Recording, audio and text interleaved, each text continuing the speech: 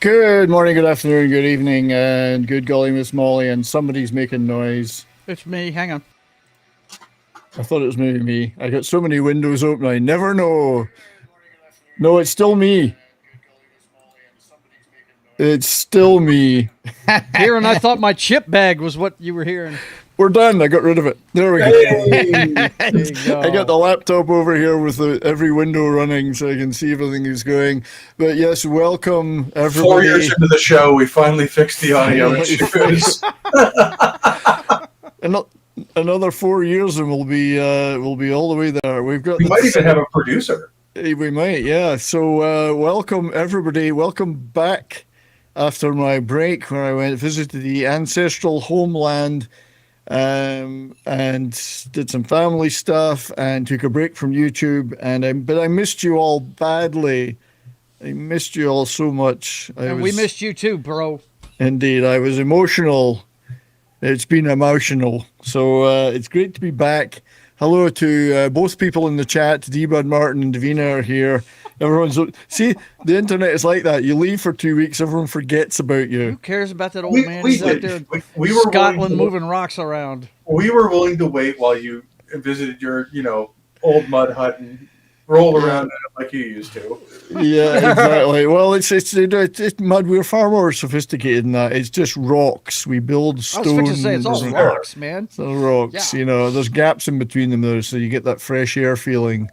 When you start light the fire with the cow shit in the middle of the hovel, you see, so it lets the smoke out. But yes, indeed, R.I.P. Terence Stamp, Davina. We'll be making a video on that. We're this doing week. a tribute to him Wednesday night, no doubt. Oh, nice, good. Yeah, well, I go and visit sure. Joe's. That one hit me tribute. hard yesterday. It did. Yeah. There's so many. Everybody keeps talking about, everybody knows him as Zod, but he's done so much great stuff. And the two things that I don't hear them talking about is his part in Wanted. He's Pekwarski. He's the bullet maker that actually delivers the message of the guy of James McAvoy's father to him that he wants you to live. He wants you out of this shit, And the other one, here's the answer to a trivia question: who was the first person to play Stick in a Marvel movie? It was him. He played him in Elektra. Oh, that's right. Before Scott Glenn played him on the TV series. I had successfully scrubbed that movie from my mind, but thank you for You shouldn't. That's got some good stuff in it. Elektra was okay. It's eye candy for sure. But it's no Eternals, but it's okay. It's the first time that they introduced the hand. It's not Eternals, but it's okay. It's no Eternals, but it's okay. Yeah, right. It's the first time they introduced the hand, and it's got him in it as Stick, and he's good in it. Yeah. Well, one of my favorite movies is The Limey. The Limey's awesome. It's just an awesome. The sheep do remember me. They wish they could forget me, but they did remember me. Right. Run while you still can. I mean, who can forget his part in Wall Street too? As the guy that was being bent over. Right. Had a ton of good stuff they did over the years. I remember a lot of the '60s stuff he did, Billy Budd and Far From the Madding Crowd and so on. So. A bit of the swinging 60s has died with his passing. Yeah, no doubt, man. I was reading an article. Apparently, he was going to go be a sex tutor over in India or something right before. He was into the whole yoga, India karma, meditation. He was about to go do that whenever he got the call from his agent. Hey, they're talking about you being in the Superman movie. Yeah, so. They don't. India, they need a sex tutor, aren't they? Until the whole Karma Sutra, whatever it's called. Well, I mean, yes, they are. This gives a whole other context to Neil before Zod. Exactly. Yeah, right. I just want to know who this guy Neil is. Right. But, anyway, we're not here to talk about that. We're not Armstrong or Young. That's right, Young. Well, Neil Young is a bit of a gobbler these days. So, he always was. So we're not here though today to talk about that deceased person. We are here to pay tribute to a massive loss to metal and rock. The wonderful, late great Prince of Darkness himself. That's only because he couldn't find where the light switch was in his mansion. Right. Ozzy Osbourne. R.I.P. Ozzy. We obviously passed before I went on holiday, but I thought I didn't have time to do a stream then. So today we are doing that stream. Today, the first hour. Well, we're on YouTube, Rumble, and X right now. We'll do an hour here to talk about stuff, about Ozzy and his legacy, and then in the second hour we're just going to head over to Rumble and play some of our favorite tunes for an hour. And as Pope and I were saying before, we'll probably have to do favorite Sabbath each, favorite Ozzy each, and then if we've got any time left, we'll just pick some at random. And maybe somewhere put in "Real American" by Rick Springfield, just because we can. Just because we can, yeah. So that's the plan for today. So we're here. Rick Derringer. Is that who Rick Derringer? Jesus Christ! Did I mention Rick Springfield, dude? Yeah, well, you know why? It's funny that you should mention Rick Springfield, because I'm gonna get his hairstyle now. I'm gonna get that as my next haircut. Go, man! Please don't. Didn't he? It's like almost a mullet, but not there. Didn't he wish he was Jesse's girl? Rick Springfield. I have everyone tell me to get that, so I'm going for it. Yeah. So we also lost, but we did lose Bobby Whitlock, who I'm going to make a video about. Derek and the Dominoes and many, many other great albums over the years. Was that the British guitarist? He's keyboard player, Bobby Whitlock, Eric Clapton's big friend. So Eric's the last of Derek and the Dominoes. There was a British guitarist that passed away too. Terry Reid died, who was a big name in British rock over the years. Not a big star, but a big friend of a lot of stars like Led Zeppelin. Right. So yeah, it's been an interesting time for us, but Ozzy is a huge one. I mean, a legend, rightly a legend for many reasons. Some of them he did by accident, but beyond a rock or metal legend, just transcended all of that and became a pop culture icon. Who saw that coming when he was thrown out of Sabbath in 1989? Everyone thought too much of a druggie. Everyone thought we'd be having the passing tributes then a lot earlier because of his habits 50 years or 45 years ago. And then this remarkable turnaround to become not only a rock and metal star again, but an actual global icon, as you say, in popular culture. That's right. Gone beyond the point of like, he's not even up there with like Rob Halford or James Hetfield.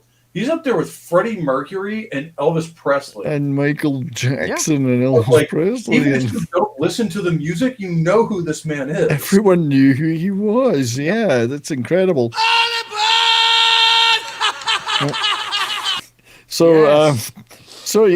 Legendary world of this man. He headed he defied convention, defined the role of a metal frontman. He was the first, and he defined it.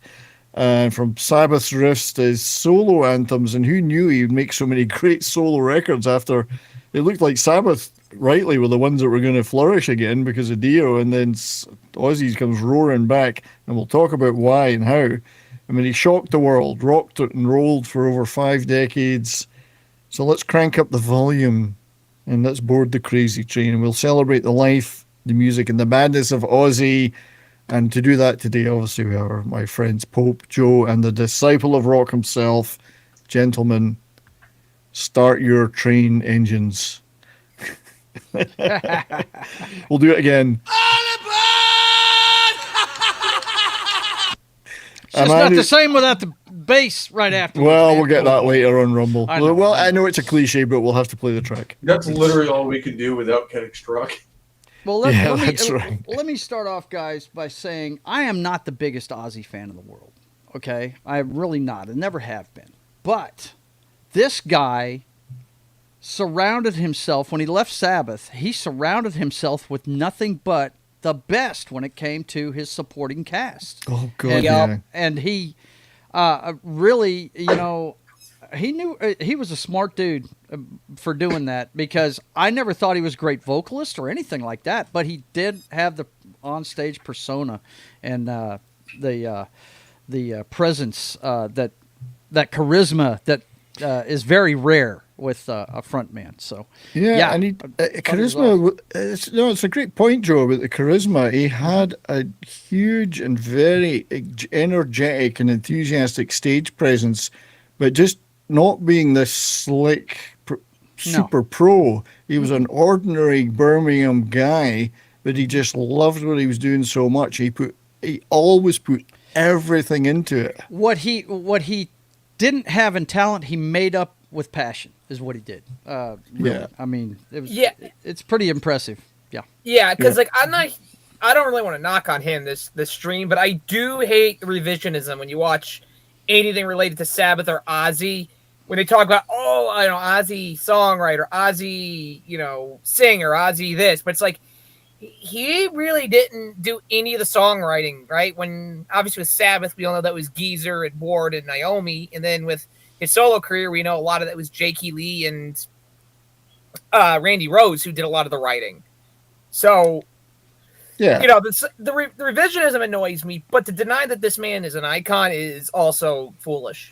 Right. You got to respect absolutely. what he did, no doubt. Yeah, Even if you're not a fan of the talent. Yeah. And as we say, he was the first to do it in a true metal capacity. Mm-hmm. And he does have a recognizable voice. I mean, it's very raw, it's very emotional, and a mournful delivery, which suited that down-tuned, doom-laden sound. Right. To me, set the standard for a lot of metal singers going forward. And people say that I think that means I include Rob Halford in that. No, I don't. Rob's the other side of the metal singer, like the really high, clean, hugely technically good. Yeah, hugely technically good singer, like him, Ronnie James Dio. Those are that pattern. Mm-hmm. And the fusion I see of these two, of like the really dirty, like soulful singers on the other side of that branch, the fusion I see of them is in King Diamond. Yes. Where you have both of those in the same vocalist, which is insane. Yeah, I just wanted to pause on this picture because he's doing his best Elvis impression there with the French jacket. I like the fact that his vocals were always raw but simple. So a man's got to know his limitations. And he knew his limitations and played to them perfectly. Mm-hmm. So it wasn't about technical perfection. It was about the story. It was about the passion.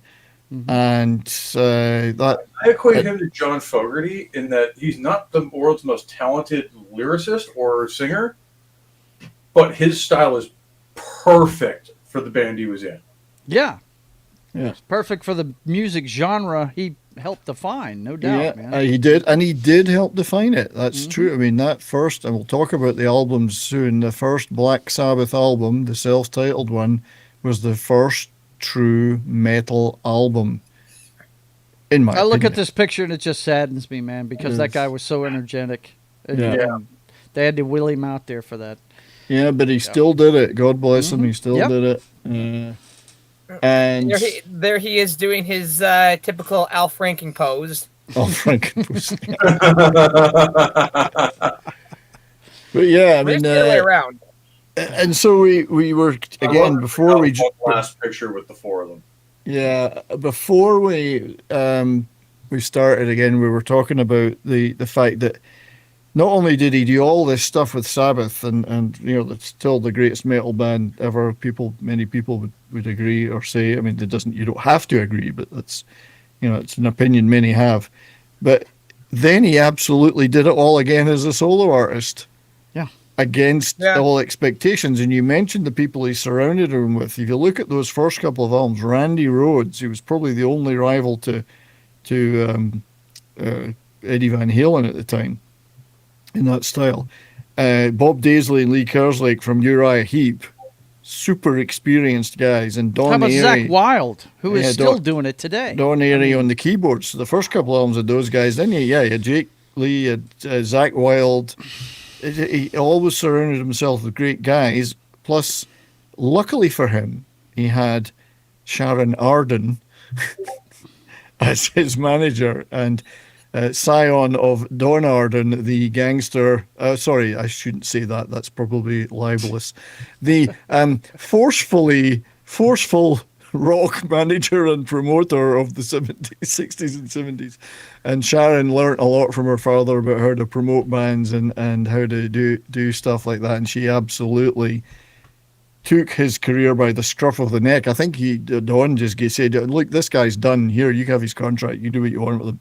And she turned him into a rock metal powerhouse and then a cultural icon in many ways. So, which is only right of her, considering he, cheated on his wife at the time when he was with Sabbath to be with her. Yeah, and that kind of led indirectly to him getting fired from Sabbath. Yeah. Kind of. Well, there was many other reasons, but there was a lot of other reasons. A lot of reasons. I do find it funny when guys like Ozzy get fired for bands for excessive substance use when they're all doing it as well. Right. It's just like when you get fired from a band like Black Sabbath for being a cokehead. Yeah. It's like Lemmy getting fired from Pink Floyd for doing too much LSD. Yeah, it's like literally the pot calling the Lemmy getting fired from Hawkwind for doing the wrong kind of drugs. Yeah, right.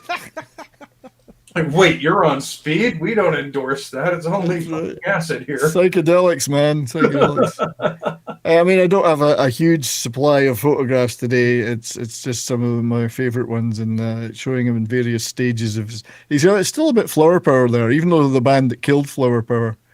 And that was actually kind of the funny part, is he did kind of dress up kind of like the hippie of the group with the little round man. glasses. He always looked like he was wearing a robe on stage, man. Stuff, but Black Sabbath were a working class reactionary counter protest to Yes.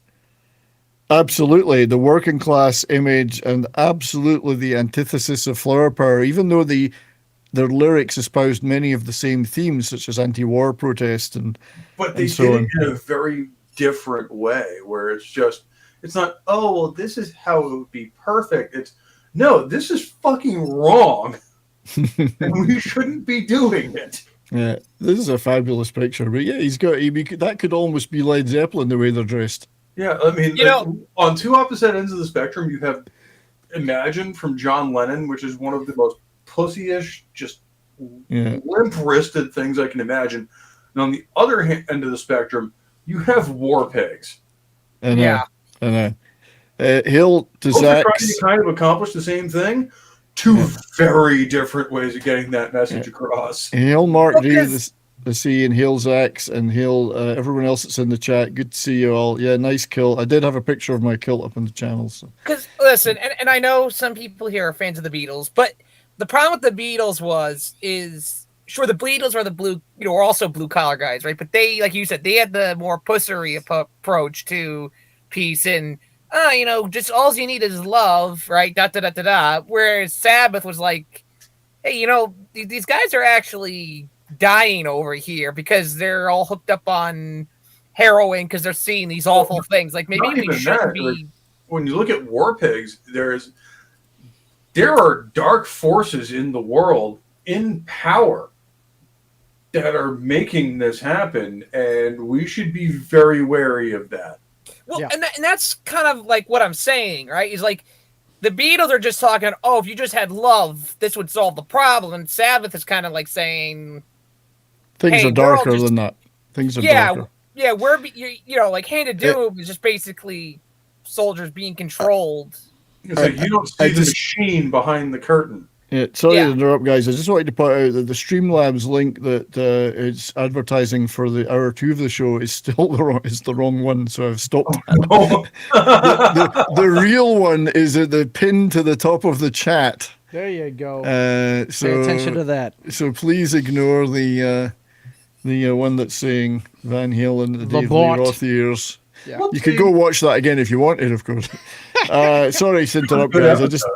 Hello to everyone in the chat. Lord Thoth is here, Zax is here, Soul Assassin, Mark D with the C, Zax, our great friend Zax, D-Bud, of course, many others. Forgive me if I miss anybody, but yeah, make sure that you have the Rumble open so that when we go to hour 2, you are in the Rumble chat, and we can play a couple of your favorite songs during that hour. Anyway. Another thing about Ozzy that I love is he's not afraid to lean into the Ozzy jokes. Like, no, he's not. Not that he's self-deprecating, but like him eating the bat and him being like the crazy weird guy. Like, well, it's almost like Amon Amarth leading into like having like the drum riser. That's the helmet with the horns and everything. They're just leaning into the meaning. Yeah, he has never. Well, those of you that are huge Ozzy fans know he has an enormous sense of humor. He loves to laugh, and so he did. He is incredible. So, did he really bite the head off a live bat? Well, I think he did. He did. He thought it was plastic. And then, it's not the way people act like he just saw a bat, grabbed it. He thought it was rubber. He thought it was rubber. Somebody threw it on stage. Yeah, and that was a common thing at that time that even fans would do, but at the beginning, his stage hands would do. Yeah. No, he did eat that. He did bite the head off a dove, though. That was afterwards, right? That was afterwards. Yeah. That was later, I think. No, it was early. Once again, leaning into the meme, right? Yeah. Once you've gone down that rabbit hole, how far do you go? Right. Well, you can bite the head off a rabbit if you go down the rabbit hole. Fair. And so he snorted There'd ants. have been backlash for that, I think. So he did the ant snorting while on tour with Motley Crue. That is still one of my favorite scenes from that movie, where they literally do the scene and then they just kind of pause it in time and like run to the actor who's playing their tormentor, just like, you'd think this is one of the scenes we are lying about or made up. We wish it was. It's not. So then obviously he got a lot of people really angry when he got arrested at the Alamo for relieving himself. Yes. That was I guess when you're that out of it, you don't know. Right. Yeah, that's one of those you need to be hemmed in. Apparently he was drunk and wearing a dress because Sharon had hidden his clothes to prevent him from going out.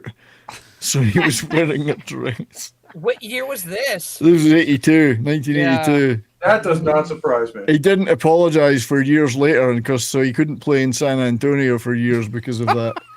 And he'd had so many drinks that nature called. Of all the places, he could have gone out, he'd be better off on the open street than doing that. Right. So he had that. Yeah.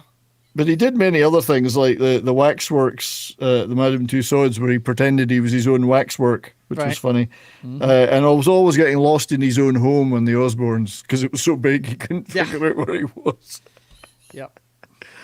And he had 17 pets at one time. That's why his house was covered in shit. But so he had a lot of tales to tell. And we're probably not going to go into too many of those because it's more of a music celebration. Somebody, let's see. I think it's Lindsay. He's wearing one of Sharon's dresses. Says Lindsay. Okay. Says I highly recommend reading Ozzy's autobiography. He gets into some hilarious stories. Soul Assassins from San Antonio. I think it's probably a famous San Antonio story. I wanted to show a couple of clips before we go into the music. One of those things that you do need to realize you fucked up and make up with that location. It would be like Lexington for assholes, where like you go and piss on the green. There's gonna be some hurt feelings about that, and they ain't going anywhere. Right. So just to show a little bit of Ozzy's personality, I wanted to show this clip. Probably get claimed to hell for it, whatever. But anyway, it's just quite funny. Ozzy, there you go. Look. Can you hear it? Tiny bubbles. Bubbles. Oh, come on, Sharon. I'm fucking Ozzy Osbourne, the Prince of fucking Darkness. Evil, what's fucking evil? I've had to borrow the fucking bubbles. When do the male models come on and start stroking?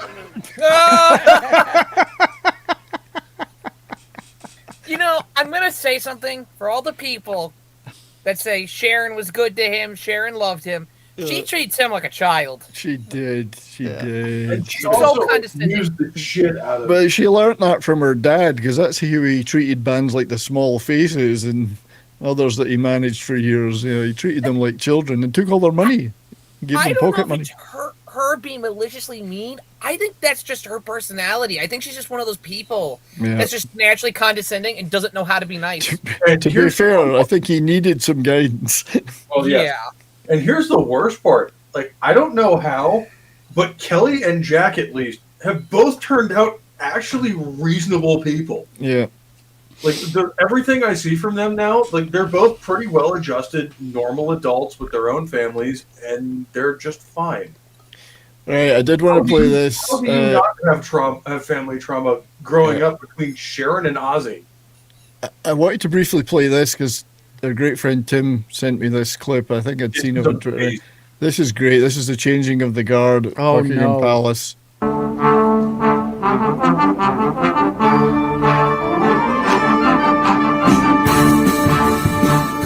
This is awesome. Yeah, it is. It's note for note perfect.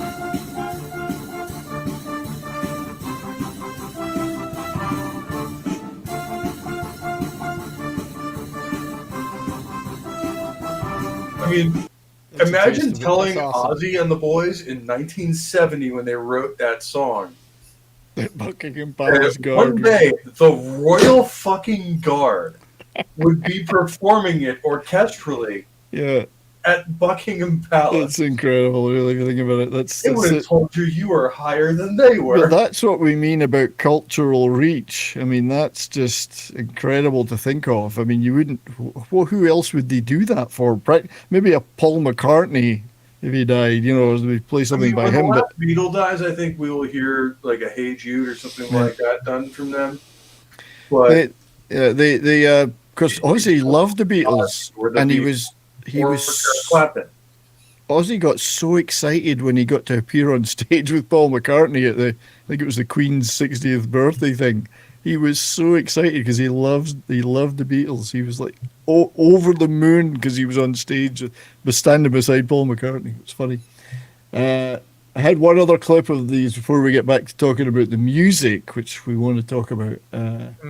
This was the Ozzy hearing Mac Sabbath, which I'd never heard of. I must have missed this one. I gotta stand right here. Who's this? I am frying pan.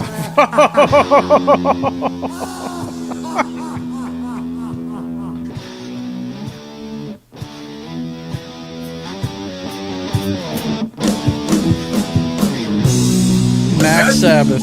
Oh my God. The Grimace, Ronald, the Hamburglar. the Hamburglar. Good Lord.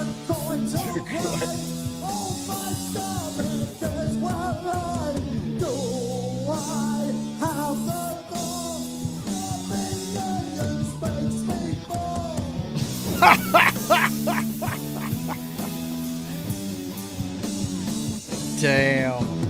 How's it going? And they're actually pretty good. They're not bad either. Ozzy, I'm a little bit over 3 years now. How long you been doing this? 50. 50. And Mass Grave, actually, Ozzy, I believe, is in Order of the British. He is. He's got an OBE, I think. But yeah, a lot of people have covered Sabbath. But that was funny. I love that one. That's one of the better ones I've heard. Yeah. But it just shows, again, I just wanted to show this because it shows his personality when he's responding to it. He never took it too seriously. No, he loved a laugh. He loved a good laugh. He's just an ordinary working class bloke. That's the thing people forget is he's a rock superstar, but before that, he was a guy who worked in a slaughterhouse before he got a job. Perfect for Mac Sabbath, then, wasn't it? Well, yeah.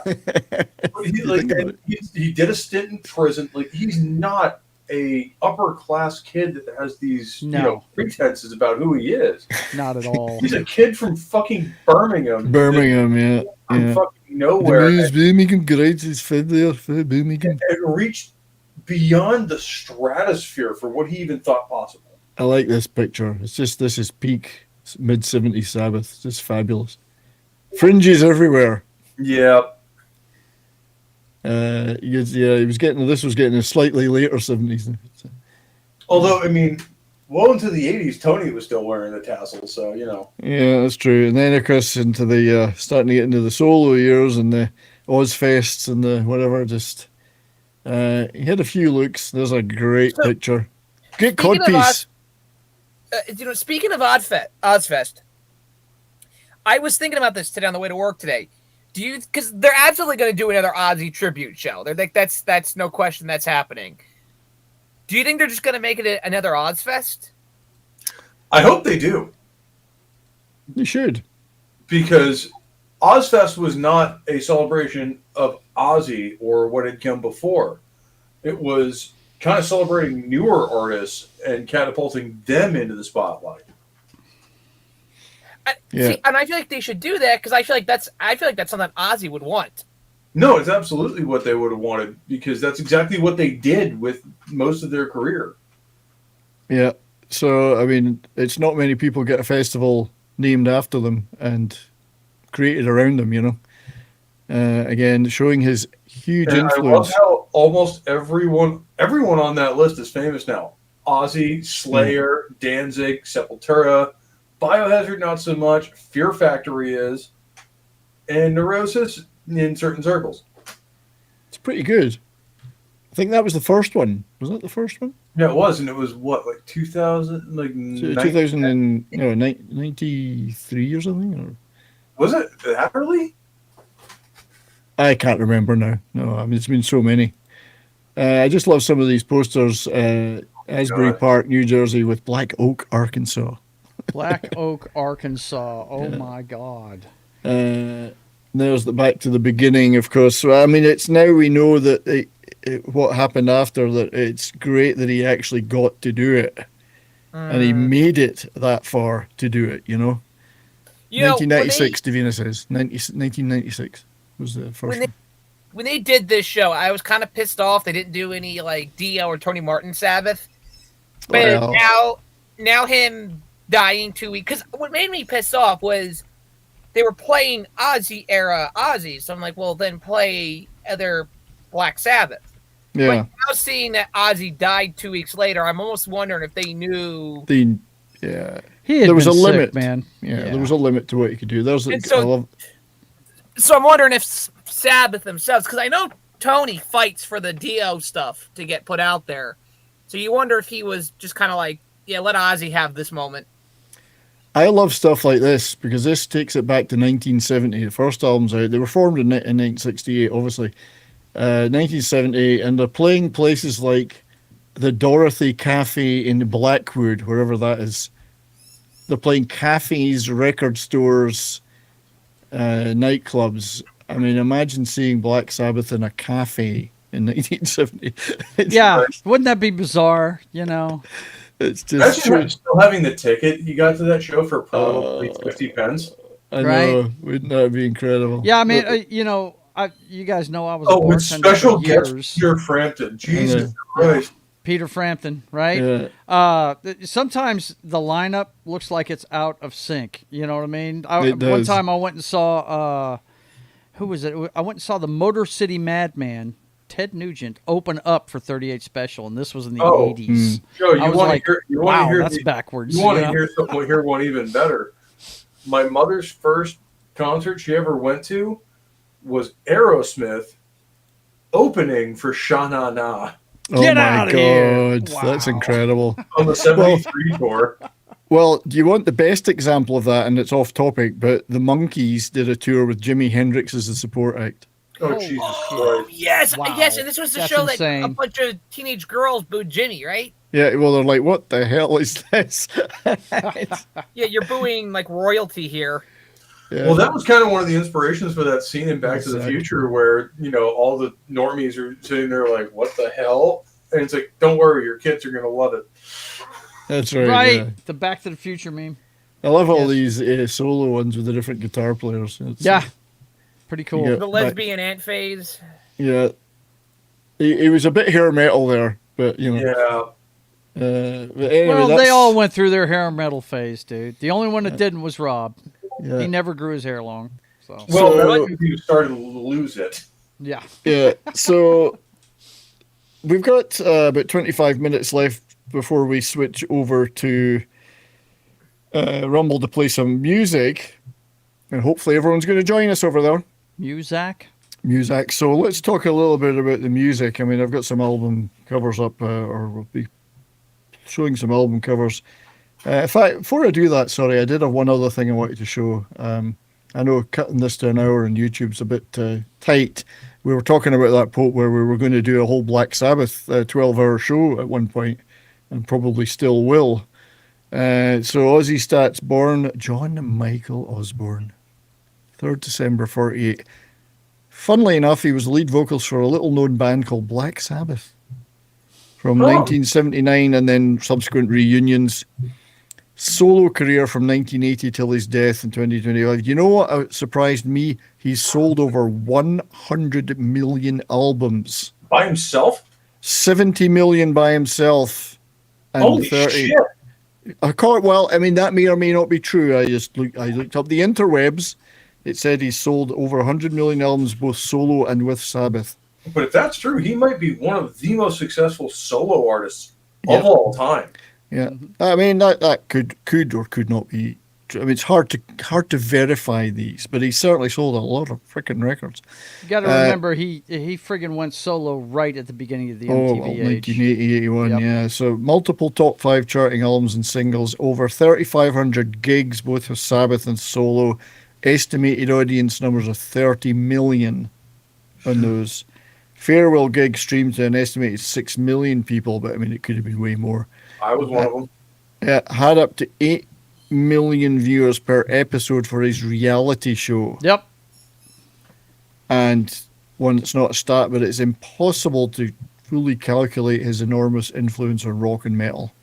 And it is very difficult. I mean, not even just rock and metal, just pop culture. Yep. But even just narrowing it down to rock and metal. Like, even if you were a metal, even if you were a R&B person or a rapper or whatever, you knew who the fuck Ozzy Osbourne was. Yeah. He is what I mean. People think of the most important artists in rock over the years, and they talk about the Hendrixes and the Jimmy Pages and the whatever. To me, Sabbath and Ozzy are up there. To me, he is what Lemmy should be for the metal genre. Yeah, because Lemmy's a very different kind of frontman, and that's and didn't ever achieve the same level of knowledge and notoriety. Yeah. Well, he wasn't about to make too many reality TV shows. He did make a movie. No. A reality show about Lemmy would be great, though. It would have been. I mean, you did get the film about Lemmy, and it was pretty good, but that was 2 hours. So, what I mean is, Lemmy was the guy who should have been the soul of rock and roll and heavy metal from the very beginning. It's because people are stupid. He is to this day. But Ozzy, who admittedly, even by himself, sold out for quite a few years. So I just would like to go back to the early stuff and talk a little bit about Sabbath and the solo stuff. That first Black Sabbath album, 1970, February 1970, and I like the way it's described. This is a great site. February? February 1970. No, which day in February? 13th. Oh my God, it's 3 days after my birthday. Yeah.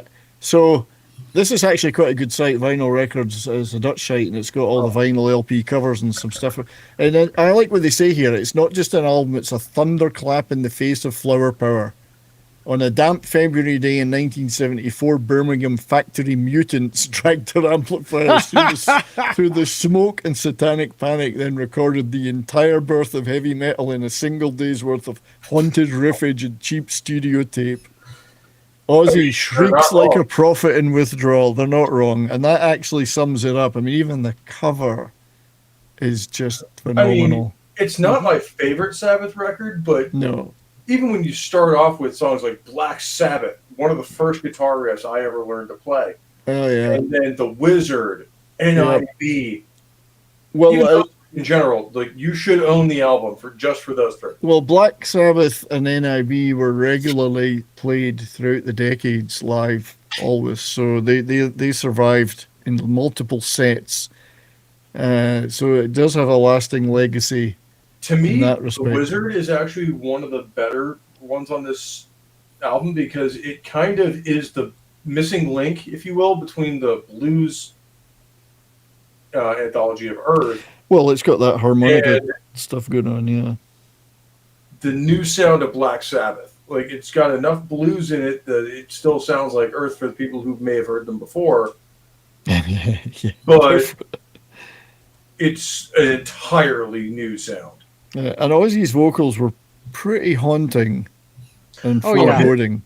Got to give him that, no doubt. He was, like I said, he wasn't a talented vocalist, but the eerie factor, he had that down pat. Haunting. Well, it's like the Beatles used to say about Ringo. John was asked about, is Ringo the best drummer in the world? They said, no, he's not even the best drummer in the Beatles, but he's the best drummer for the Beatles. Ozzy's the same as a vocalist. Not the best vocalist in the world, but he's the best vocalist at that time for Black Sabbath. Yep. So, because I'll take Dio any day over his vocal. Well, I've always been very open about my I love will, of I will Dio. agree with that all day, that Dio is the better singer for Black Sabbath. Some of my favorite stuff from the band still comes off of the Ozzy era. Well, indeed, the songs are still magnificent. We're going to play a couple of them later, obviously. And then, of course, they went to Paranoid, which became huge and a hit single of all things. The funny part is the song itself that became the name for the album through much controversy. Was actually a throw-in song. Yeah. They did it the last minute because they needed another 2.5 minutes to fill an album. And they weren't all that happy with it, and it became one of their immortal classics. They just dashed it off and threw it in there. But if you look at this album, other than that, you've got War Pigs and Iron Man and Fairies Wear Boots. Electric Funeral. Brian, Dude Broseph is lighting you up on Rumble, buddy. Am I getting lit up? Sorry, mate. No, he's just contributing to the conversation, man. Oh, see, man. Yeah, good to see you there, mate. Dude Broseph, 420. Thanks for being over there in Rumble. Everyone else will be joining you there in about 15, 20 minutes. And I think one of the underrated songs on side 2 of this is Hand of Doom. Yeah. It's really showing off Geezer's bass skill and Bill as well on that jazz drum. Well, we tend to talk about Ozzy as a singer and Tony as a guitar player, but Geezer and Bill were absolutely phenomenal. And these guys are not mucking about. I mean, listen to a song like Hand of Doom and how soft it comes in and how Geezer and Bill are basically running the music at that point, and Ozzy's just kind of guiding the way. And then when those builds kick in, it's just titanic. Yeah. You know, I know this is kind of probably a beta take, but I think Iron Man's my favorite song on the album. Yeah, I mean, and now we're all used to hearing it in other contexts, but at the time, and I remember it well at the time, thinking that thing is like the apocalypse when I heard it. It's hard for me to say Iron Man, War Pigs, or Paranoid will ever be my favorite Sabbath song because they're overplayed so much. Oh, yeah, no Not that they're bad songs because of that. They're not. They're outstanding.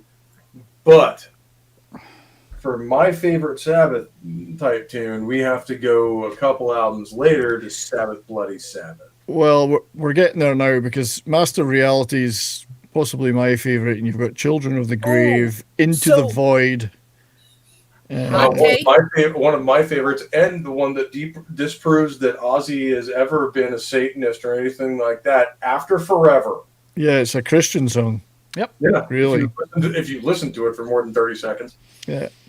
So, I mean, the point is that by this time they're absolutely colossally dominating what we call heavy metal.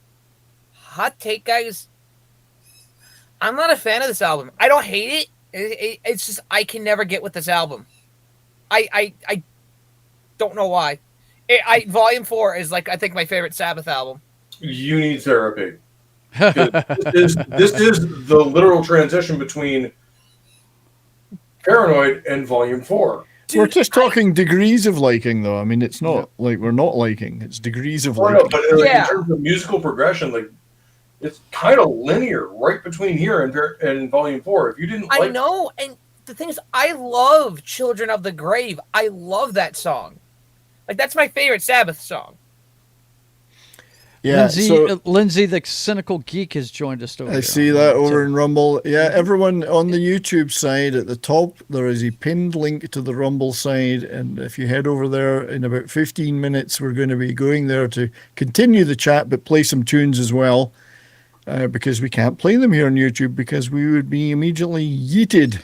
Yeeted right off the platform. Yeeted off the platform, or at the very least. If only there was a person that did regular radio shows showcasing all of this stuff on his own channel. If only there was such a person called Pope. So, the great Keto Simple, our friend Dustin, has $5 super chat. Thank you, my friend, because after going into Scotland, I'm broke. I need every penny I can get if we're going to keep doing this stuff. R.I.P. Ozzy, and lots of hearts. Let me just let me highlight that one. Thank you, Dustin. You should join us one of these days when you have time. We absolutely miss you and love you, buddy. Thank you very much for that. I will play you a tiny little clip, and I don't know if I've got any. I will have to play the other Black Sabbath singer, I think, if I can find it. Oh, where is it? Where are all my clips? Oh, God damn it, I've lost them all. You've here it is, here it is. Holy diver, you've been down too long in the midnight sea. Oh, what's becoming of me? Actually, saying the other Black Sabbath singer is not correct. The other Black Sabbath singers would be. Yeah. But anyway, that's one of them. I will take issue with, most Black Sabbath videos on this not being from heavy metal. Yeah. Well, indeed. Because cartoon titties are important. So they are important. Well, I do have a couple of heavy metal clips somewhere. But anyway, so Master Reality Sabbath Volume 4, they were totally in their stride by now. Heavier and louder and doomier than ever. But always the light moments. And I think Ozzy sang, well, we mentioned the After Forever. I mean, he sang that one really nicely, I thought. So he could do the lighter stuff. He could, man. One of his best songs ever, in my opinion, is the one he did with Lita Ford. And that one's more That's on the way later, and that was actually not written by him. Yeah. That was written by Lemmy, actually. Lemmy wrote a lot of that stuff, in that era. But it's a great song. It's fantastic. So, low key, Lemmy was actually a really good romance writer. No joke. He was. Dude, have you seen who his girlfriends were? No shit, he could spin lines. Did you ever see too? It was the women's magazine, and he had a Dear Abby section, and the woman was asking him and the woman was like, should I read my husband's diary? And he just love, don't read her diary. He's like, I can't do a good Lemmy voice right now, but he's like, you're only gonna see what you want to see in there, and you want to get hurt. He says, just leave it be. And the woman's like, she goes, that's actually fantastic advice. So the funny part is he was saying shit like that, and nowadays that would be called the shit he said would be called misogynist, and yet he was banging girls like Samantha Fox. Oh, Sam Fox, she was a babe. And you know what's funny? There's no rape allegations against him. No, it was all willing because you know why? He might be an ugly. I think they took it. No, they took advantage of him. But anyway, if I will talk more about these albums when we get over to Rumble and play some of the tunes. But tailed off a little bit towards the end, and Never Say Die. They could tell the cracks were forming. But as a body of work, Sabbath absolutely invented and defined metal, and that means Ozzy defined that frontman role. Yes, they did. I would say they created it, and even within the time they were iterating on it, Judas Priest perfected it in '76. Yeah. See, I'm also going to argue you're right. Heap has a hand in helping with metal, more than people want to give him credit for. Okay. And then, obviously, Ozzy, against all odds, did it again, and I did not see that coming at the time. Everyone thought he was a goner. Yes, the right people around him, but he's still the front man. It's still his name on the label, with Blizzard of Oz, which was a massive, massive success. You mentioned MTV. Disciple wrote you. If I remember correctly, I don't think that's an accident. I really don't think if I remember correctly, Blizzard of Oz outsold Paranoid. Oh, yeah. Blizzard of Oz had... sorry, go ahead, Mick. I was going to say, once again, I can't state the fact that he surrounded himself with the best. He did. Even in making the album covers, the marketing for his stuff. Oh, I mean, just brilliantly look done. at the album covers he's got there. And Blizzard of Oz didn't he sold- have Fraziati do one for him too? He did. I think. And then 6 months later, you fought again. This man has a habit of double tapping early on in his career. Yeah. You come out with Blizzard of Oz and then Dire of a Madman. Oh, in two 1981. killer albums. 5.5 million units worldwide, approximately, for Blizzard of Oz. So, pretty damn good. And, But yeah, I mean, look at the and the MTV thing just showed off his charisma more than anything. And someone for like, so like my big gripe with like Blizzard of Oz, just like it's so overplayed. Like every like minute, Crazy Train's playing on rock radio. But I will tell you, There it is. There's the Fraziati one. That's Yeah. because when you're at a football game of Ozzy, it's partially because it's just such a good song that it fits every sporting event you've ever gone to. dude. And partially When it's out of respect to Randy Rhoads in that he died shortly after making that album. There's no way when I hear Crazy Train that I don't feel like taking off my shirt and like swinging it around like a towel. Yeah, and I think back to the time because obviously I was what was it, 81? I was still a teenager, I think. Yeah. 81. Yeah, I was still were. a teenager. This was, you've got to remember at that time for a guy like me, the impact of hearing that the first time was like, what the fuck is that? I have to get more of that. The crazy part for me was that before Randy Rhoads had been part of Quiet Riot. I know they were a great band too, yeah. But this stuff was extreme, and it was like I'd never thought we'd get that out of Ozzy. I thought he was done, and I was like, that is, and that's the reason Crazy Train gets overplayed. It's phenomenal. Oh, wait till we watch. I'm sure we're gonna watch the video over on the other. We will. We'll wait. And if you show the official video, you'll see the charisma I'm talking about. Yeah, I mean, it's really awesome. He is a great frontman, energetic personality, puts a ton of raw energy into it, puts everything in. I don't think Ozzy ever phoned it in. He may have been under the influence a few times and was impaired, but he never phoned it in. The polls in politics have switched from, if you read the lyrics to Crazy Train in 1981, you would be, a complete liberal nut job. You read them now, you're a right-wing reactionary. That's right, yeah. Things have changed. And of course, Ozzy was often the target. One line, the media sells it and you live the role. He was often the target of the moralistic censorious types, as were Sabbath. And I've corrected multiple people shortly after he died who said he was a Satan worshiper. I literally just linked them the lyric video to After Forever. Yeah. And I got no less than 4 or 5 messages after, like, oh shit, you're right. None of these guys in Sabbath were. Nice they sang about those dark things. Like they used dark imagery to illustrate moral messaging. Yes. But not here's saying the problem. that darkness was morality. And a lot of them, they studied the occult, but they were just kind of interested in the spiritual experience. And once they got older, they kind of were never, what I mean? It was more of like they wanted to see what it was about rather than believe it. Yeah, well, we mustn't forget that they were raised on Hammer horror movies and Universal horror and all that stuff, and they loved it. And even the first Black Sabbath is a horror movie, Boris Karloff's Black Sabbath. That's the movie they were seeing when they decided on the name. And the world had a lot of dark things in it, like war.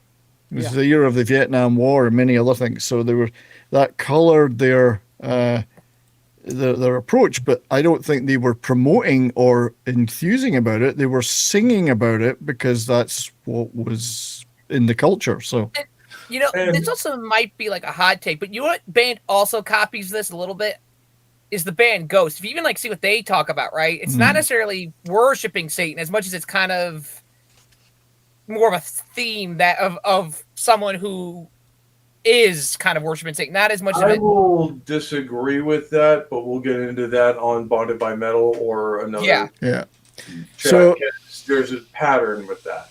So I'd just like to start, and apologies to anyone on YouTube who can't come over to Rumble, but please, the link is there. Get over to join Lindsay and join Dude Bro and join our great friend Christian, who is over on Rumble and is Rumble ranting away.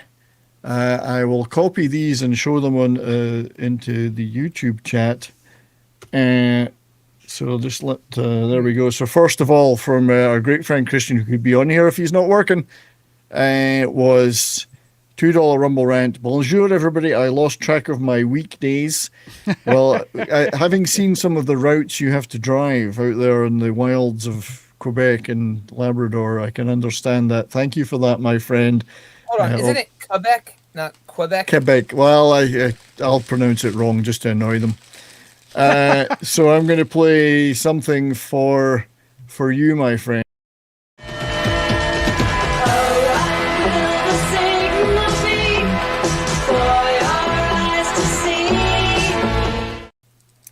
A little bit of a movie we covered recently. I love that everyone's like, "Oh, this is how the Canadians pronounce it," and then those of us who have to deal with them on summer vacation pronounce them Quebecers. Quebec, that's what I say. Quebecers. Quebecers. Quebecois. So, second to Rumble rant from our great friend Christian. War Pigs was a Christian peace song. That is correct. Yes.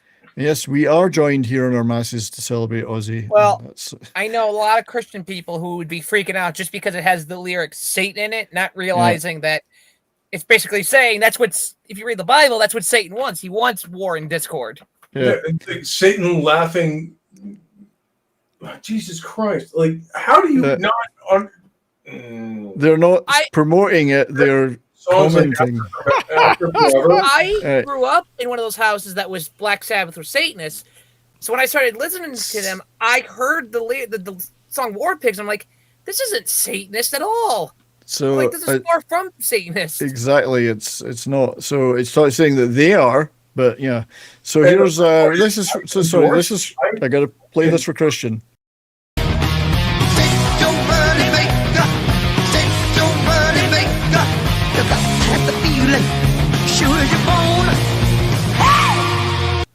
That's what I'm talking about. And that's his favorite. I love the lyric of, would you like to see the Pope on the end of the rope? Do you think he's a fool?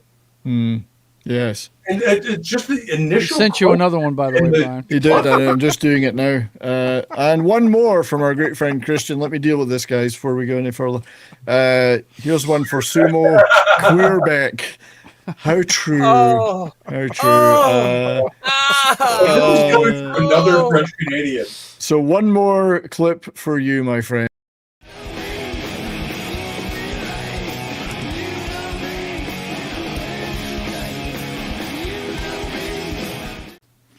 I would hate to be their boyfriends. Well, you don't know no one knows who they are because of the helmet. But anyway, thank you, Christian, for all that good stuff. Please, everybody, join Christian, Dude Bro, and Lindsay over on Rumble. I'm going to post the link is at the top of the YouTube chat. X will still be going too, if you're over on X watching us. I'm going to just post the Rumble link one more time because we're all going to be going over there. And just 2 minutes where we will start playing some music. So what we're going to do is we're all going to pick a favorite Sabbath and a favorite Ozzy solo, and then there's time we'll get some more from the chat to play too. And if I can get one thing real quick, subscribe to Bonded by Metal, where you can see me, Disciple, 70s, and a whole bunch of other great guys talking about our favorite heavy and disgusting bands. Indeed. Yes. And subscribe to Joe, especially as he's doing a Terran Stamp tribute on Wednesday. Yeah, during State of the Atmosphere, we're going to do that. And don't forget to come see me tonight at 6:30 on my channel while I mess up Mass Effect 2. Oh, he's still going in it. Mass Effect 2. He hasn't because I'm drinking when I'm doing it, dude. He never tapped Dude, I was too, and I managed to 100% it my first playthrough. So the day I bought it. I've never played it before. So I would like to thank everybody that's been in the YouTube chat, and I do hope that they're all going to follow us over. But thank you to Davina and D-Bud for modding. As I say, we're going to kill YouTube in a few seconds. Go to Rumble. The link is there. Join us on Rumble. We're going to play some music. Thank you, though, if you can't come over. I appreciate it very much. Don't forget to like, comment, share out streams, all that good stuff. We're trying to get the channel to 2,200 subs. We're getting closer. And there will be more content coming this week. Stay tuned as well for whatever next week's show is going to be. We'll figure it out. Right. We're going to count down the end of the YouTube stream. 5, 4, 3, 2, 1.5. Thunderbirds are go. We have ended